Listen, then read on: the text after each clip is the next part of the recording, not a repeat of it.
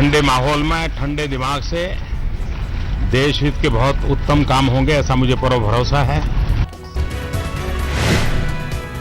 प्रधानमंत्री मोदी ने संसद भवन में अपने दफ्तर में की वरिष्ठ मंत्रियों के साथ आगे की रणनीति पर बैठक। सुषमा, राजनाथ, वेंकैया, अरुण हुए शामिल। संसद की कार्यवाही से बाहर निकलते वक्त दिखी राहुल गांधी की अनूठी तस्वीर। पहले लकड़ी के गिरे स्टैंड को उठाया, तब आगे बढ़े।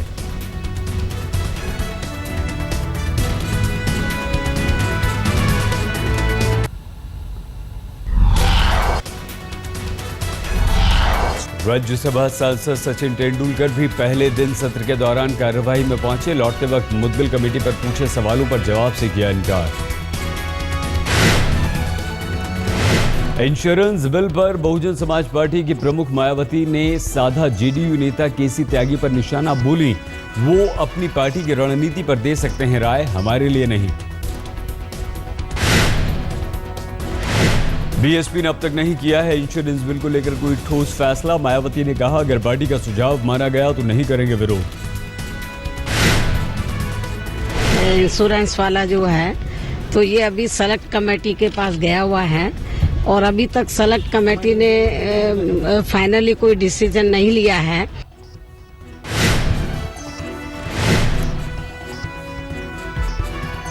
पूर्व केंद्रीय मंत्री और कांग्रेस के नेता कमलनाथ का बयान। इंश्योरेंस बिल पर हम सभी विपक्षी पार्टियों से करेंगे राय मशविरा और बनाएंगे एक राय।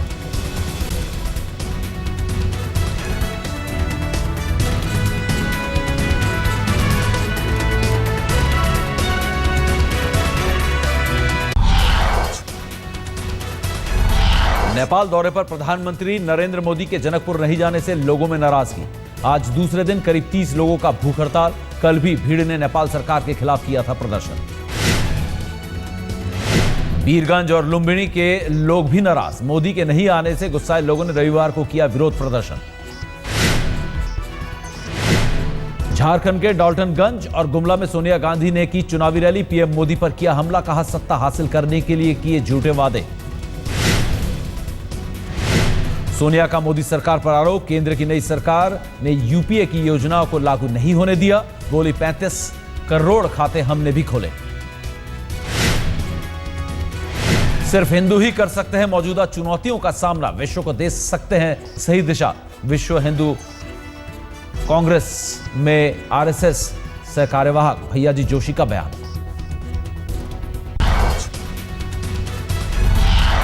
जेडीयू नेतृत्व के खिलाफ बिहार के मुख्यमंत्री जितेन राम मांझी का बयान। कहा जो सोचता हूं वो कहता रहूंगा, नहीं रहूंगा खामोश। जितेन राम मांझी ने कहा अलग लोगों ने मेरी बात समझी, तभी समझूंगा पूरा हुआ मकसद।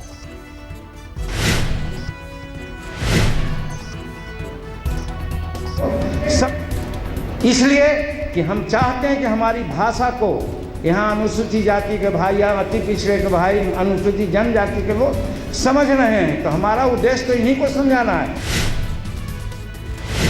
कुछ दिन पहले ही जेडीयू के बड़े नेताओं ने जितेन राम मांझी को दी थी बेतुका बयान रोकने की नसीहत। उसी से नाराज मांझी ने दिया जवाब।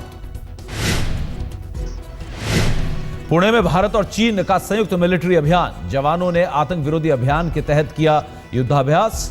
27 नवंबर तक चलेगा हैंड टू हैंड नाम का ये एक्सरसाइज।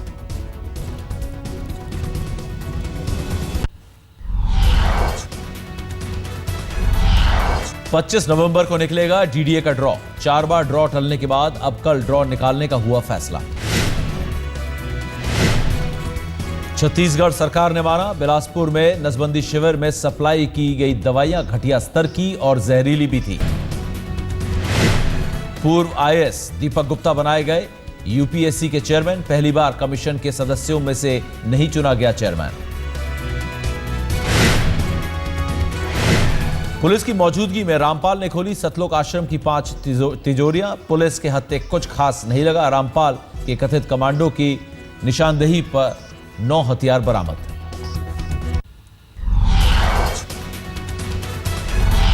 रक्षा मंत्री मनोहर पर्रिकर ने नौसेना और तटीय सुरक्षा बल के संयुक्त अभ्यास पर दिया जोर। समंदर में जवानों को किया अलर्ट। सेना में जीरो टॉलरेंस की जरूरत बताई। पश्चिम बंगाल के हावड़ा में बीजेपी की मीटिंग के दौरान फेंका गया बम। हमले में 2 बीजेपी कार्यकर्ता घायल, अस्पताल में भर्ती। झारखंड के डाल्टनगंज में प्रशासन और बीजेपी कार्यकर्ताओं के बीच हुई तीखी झड़प के दौरान मौके पर पहुंचे कांग्रेसी नेता का रोड शो। बीजेपी कार्यकर्ताओं से हुई हाथापाई। पुलिस ने काबू पाने के लिए किया लाठीचार्ज।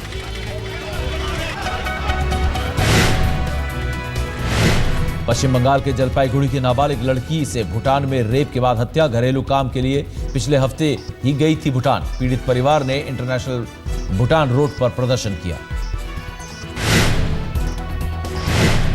शनिवार शाम मुंबई में 16 साल की लड़की ने इमारत से छलांग लगाकर दी जान। मृतक लड़की के हाथ पर लिखा था आई हेट कमलेश। पुलिस ने 3 लोगों को किया गिरफ्तार।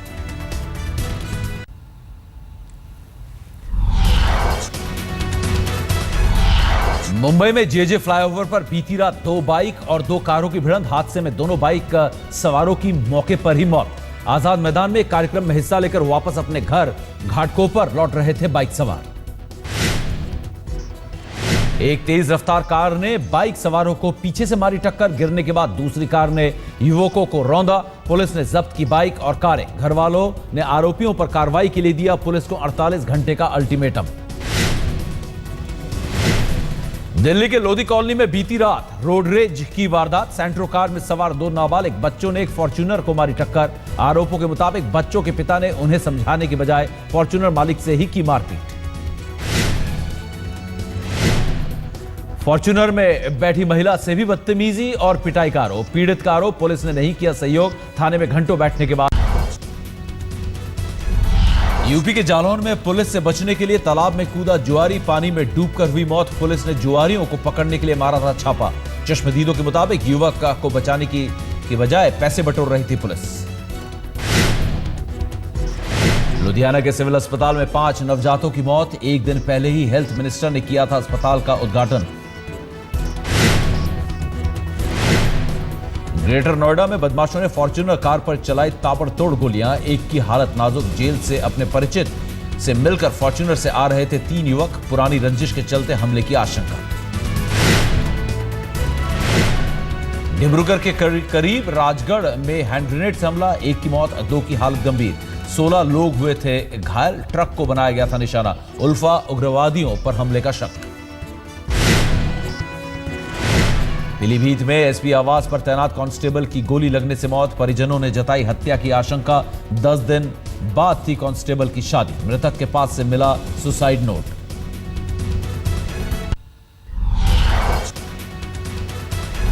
सुप्रीम कोर्ट में आज फिर मुदगल कमेटी की रिपोर्ट पर सुनवाई। एन श्रीनिवासन ने बीसीसीआई अध्यक्ष पद पर बहाली का किया अनुरोध।